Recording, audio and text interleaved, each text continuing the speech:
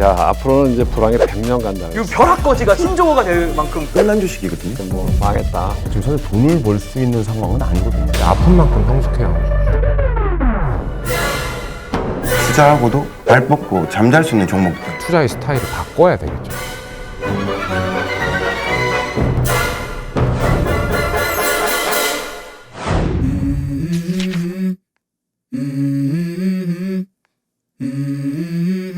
요즘에 금융시장이 애매합니다. 생각보다 안 중요할 수도 있어요. 그 많은 투자 유튜브나 많은 사람들이 대응을 안 하고도 투자할 수는 있으니까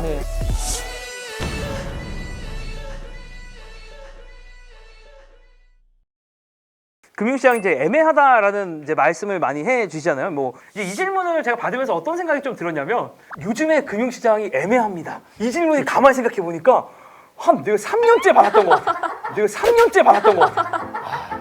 늘 애매했군요. 이거 네. 부부장님도 공감하시죠?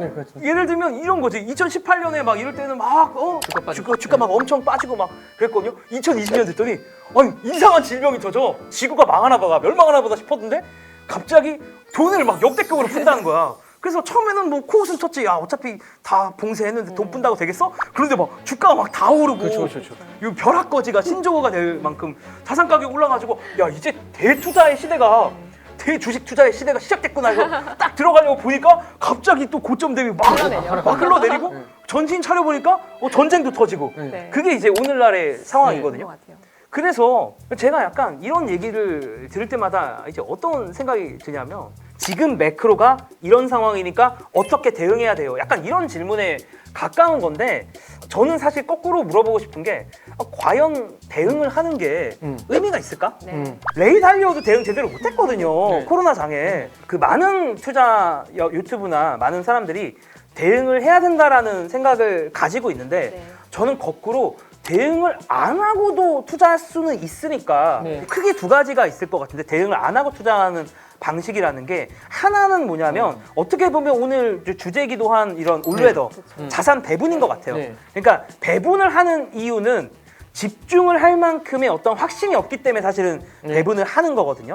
거꾸로 또 한 가지 방식이 있는데 분산을 하지 않더라도 저는 집중을 해도 상관은 없다고 생각해요. 뭐냐면은 그러니까 내가 정말 잘 알고 있는 종목들 같은 것들 내가 잘 이해하고 있다라는 거는 앞으로의 상황이 내가 생각한 거에 비해서 조금 더 부정적으로 벌어지더라도 전체 시장 지수보다 좋다고 생각하는 종목들이 있으면 그거를 그냥 홀딩하시면 사실은 단기적인 관점에서 봤을 때는 매크로가 되게 중요한데 조금만 시계열을 1년 이상 혹은 3년 이상으로 가져가면은 생각보다 매크로가 안 중요할 수도 있어요. 그래서 지금 제가 말씀드린 것처럼 아예 특정 종목에 집중을 하고 기간을 길게 좀 가져가시면 매크로랑 상관없는 성과를 얻으실 수 있다고 생각을 합니다.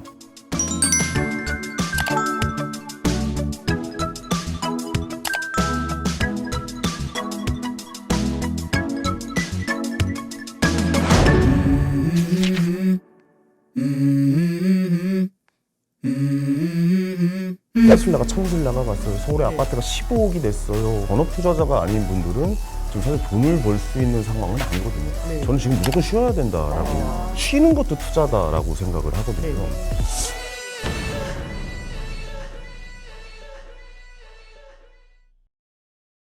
제게 책에도 썼던 거 중에 제일 확실한 그 키워드 중에 하나가 쉼이에요.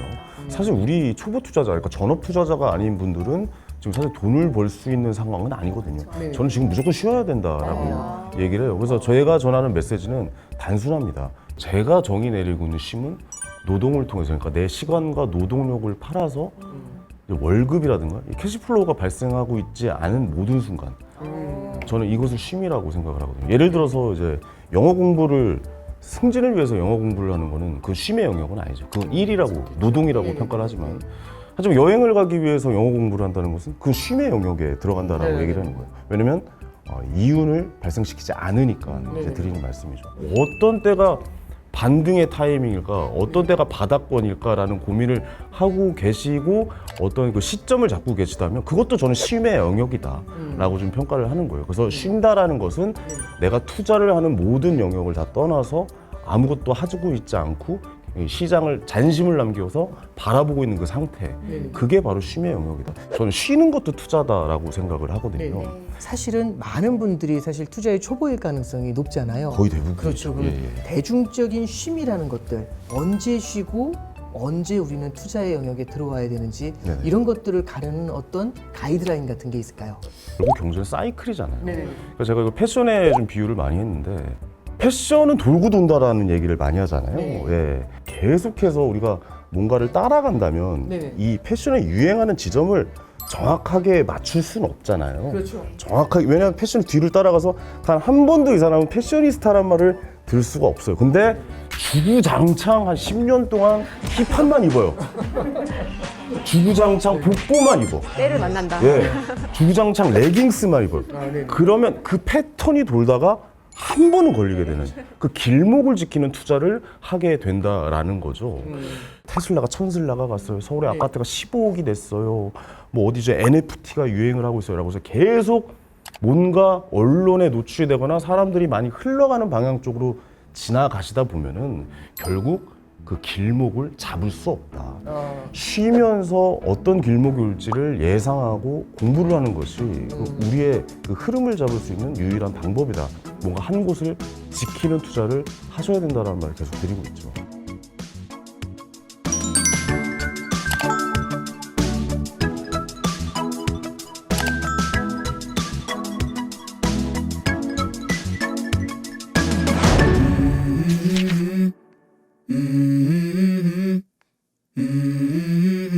늘 어느 때나 버블의 시기에 나오는 얘기는 똑같더라고, 패턴이. 그런데 지금 보면 아니잖아요. 제가 한 30년 시장에서 봐오니까 그 시그널을 가장 잘 볼 수 있는 건 저는 생각에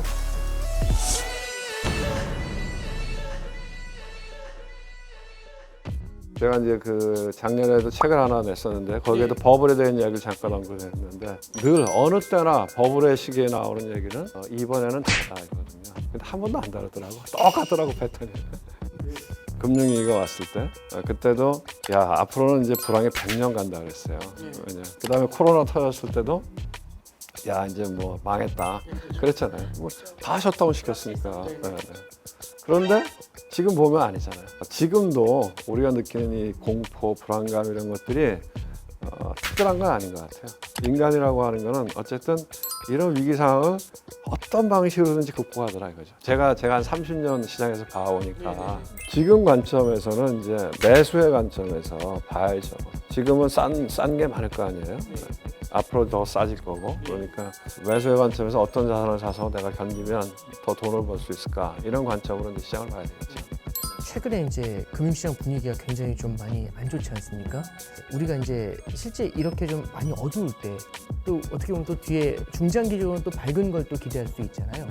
이런 것들을 기대할 때 그래도 우리가 뭔가 시그널이라는 걸 좀 찾아볼 수 있어야 될 것 같은데 이럴 때는 어떤 시그널들을 찾는 게 중요한지. 뭐 제일 저보다 더 잘 아실 텐데 제가 보기에는 지금 뭐 제일 핵심은 물가 아니겠습니까? 제가 보기에 제일 똑똑한 건 시장인 것 같아요. 시장이 먼저 움직이고 나서 그래서 이제 경제 데이터를 보고 시장을 예측하는 사람들은 잘 못 맞춰요. 왜냐하면 경제 데이터는 후행적으로 나오고 시장은 훨씬 빨리 움직이니까요. 그 시그널을 가장 잘 볼 수 있는 건 저는 생각에 미국 국채 2년 그 금리를 봐라. 그러니까 2년 채권 금리를 보면 2년 채권 금리가 계속 올라가고 있잖아요.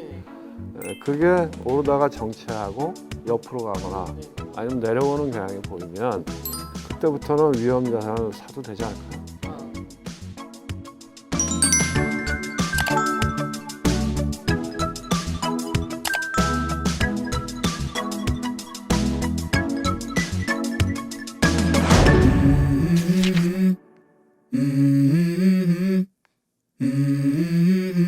주식의 덕목 중에 최악덕. 하지 마세요. 좋은 꼴 본 적이 없어 제가. 절대 쓰지 마시고요.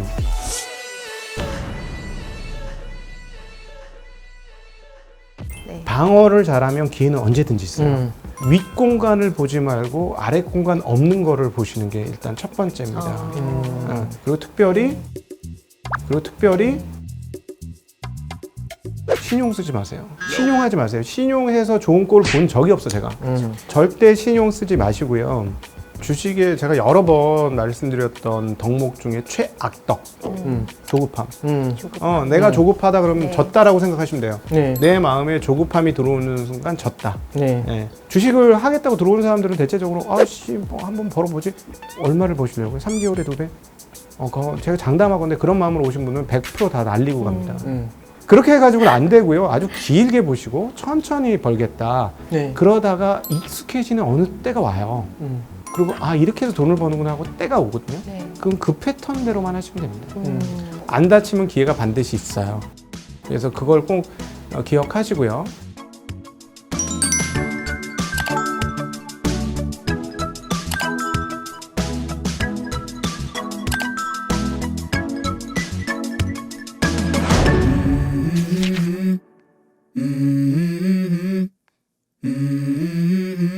지금 가지고 있는 주식을 정리하시라. 투자의 스타일을 바꿔야 되겠죠. 그러니까 제가 가장 좋아하는 포트폴리오는 상당히 안정적인 포트폴리오의 흐름이 나오죠.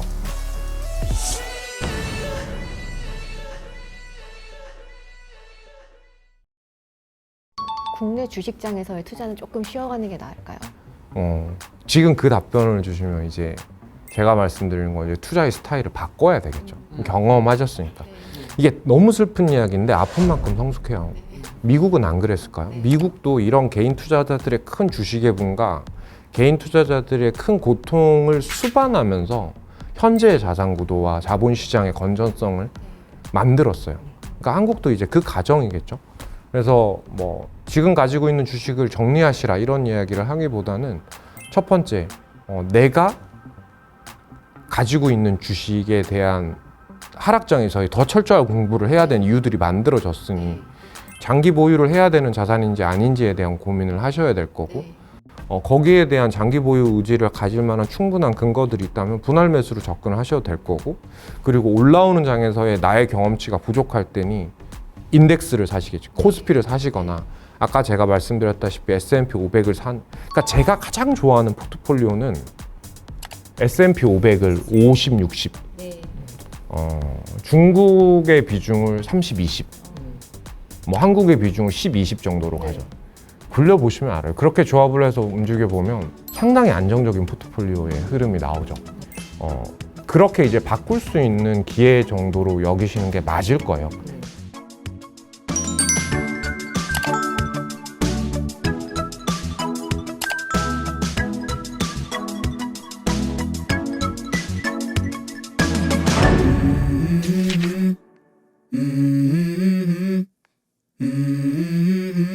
시장의 컬러는 그래서 이런 주식을 찾는 게 첫 번째 걸거고요. 근데 반면에 또 다른 시각도 있습니다.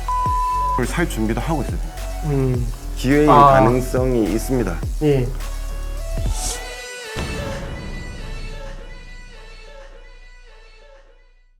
좋은 주식은 많죠. 네. 좋은 주식은 항상 많은데 문제는 가격이거든요. 네. 너무 많이 올라서 비쌌기 때문이고요. 그러면 지금 시장에서는 이제 제가 판단하기에는 이제 시장의 컬러는 가성비입니다. 네. 가성비라는 게 회사가 멀쩡하게 돈을 벌면서 네. 밸류에이션이 싼 종목들. 그래서 보통 시장에서 표현을 퀄리티 주식이라고 합니다. 네네. 근데 저는 이제 가성비 주식이라고 요즘 얘기하고 네. 있는데, 그래서 이런 주식을 찾는 게 첫 번째 걸고요. 네. 네. 그리고 이 주식을 찾기 힘들면 네. ETF들이 있습니다. 네. 가성비 ETF. 퀄리티 주식을 담는다고 해서 QUAR이라는 네. ETF가 있고요. 네. 그리고 이제 배당 성장하는 종목들을 담는 네네. DGRO라는 ETF. 네네. 그리고 경제적 해자, 이제 그 워렌 네. 버핏이 얘기했던 경제적 해자를 담는 MOAT라는 ETF들이 있습니다. 네. 네. 이렇게 해서 ETF를 투자하는 방법들도 있을 거고요. 네네. 그래서 이제 결론적으로 말씀드리면 안정적인 종목들, 네. 그리고 내가 투자하고도 이제 발 뻗고 잠잘 수 있는 종목들, 네네. 이 종목들을 이제 포트폴리오 가져가는 게 기본일 것 같고요. 근데 반면에 또 다른 시각도 있습니다. 네. 다른 시각은 어떤 생각을 제가 하냐면, 지금 성장주들이 주가가 빠지고 있는 거거든요. 네. 근데 이 성장주는 좋은 주식이지만 비싼 이유로 빠진 거거든요. 네. 그럼 이 성장주를 살 준비도 하고 있어야 됩니다. 그래서 이 종목들로 지키기를 하면서 이 성장주가 계속 빠지면 네. 조금씩 사모으는 전략을 하는 거죠. 그렇게 네네. 하다 보면 이 퀄리티 주식을 어느 순간에 많이 올랐을 때 차익 실현을 하고, 지금 많이 빠진 이제 좋은 주식이지만 비싼 주식을 편입하면서 포트폴리오와 균형을 갖추게 됩니다. 네네. 이런 그 작업을 동시에 하는 게 저는 상당히 포트폴리오가 네. 원활하게 갈 수 있는 거고요. 가성비 주식을 베이스에 깔고 그런 다음에 성장주의 모멘텀이 돌아오는 걸 찾자. 이 들어갈 수 있는 최적의 타이밍 이런 것들을 찾아낼 수 있는지 가능하다면 어떤 부분들을 보면 좋은지. 제 후배 이제 펀드 매니저들도 제가 그 업력이 오래되다 보니까 네네. 이런 걸 알고 있는 것처럼 네. 생각하고 질문할 때가 있거든요. 네네. 근데 그 부분은 상당히 어렵고요. 네네. 그래서 이제 보통 보면 그 거의 사람들이 이 종목들을 얘기 안 할 때가 네. 이제 기회의 아. 가능성이 있습니다. 예. 그 예를 들어서 이제 애플을 한번 말씀드려 보겠습니다. 네네. 애플이 지금 최고의 주식처럼 돼 있는 거잖아요. 네, 그렇죠. 그리고 퀄리티 주식이 맞아요. 근데 얼마 전까지 빅테크 종목들, 뭐 마이크로소프트부터 시작해서 아마존 네. 종목들이 많이 올랐을 때 네. 애플은 가격 너무 비싼 거 아니냐. 아, 네. 여기서 더 올리지 못한다. 고객층을 더 늘릴 수 없다. 그리고 마지막으로 애플은 공장을 중국 폭스콘에서 생산을 하고 있다. 원가 절감을 못한다. 네네. 끝난 주식이거든요. 그런데 아시겠지만 인텔이 그 당시에 개발자들 10,000명 이상 잘랐습니다. 그 개발자들의 상당수를 애플에서 데리고 왔거든요. 10년 동안 그 연구를 한 겁니다. 칩을. 근데 지금 애플은 칩 경쟁력으로 향후에 모든 미래를 다 먹을 것 같은 네. 훌륭한 회사죠. 네. 그 정도로 사람들이 인식 전환이 이렇게 바뀌는 겁니다. 그래서 그런 약간 사람들이 좀 과도한 네. 이제 평가 절하 네. 이런 부분들이 나타날 때가 저는 기회라고 생각하고 있습니다.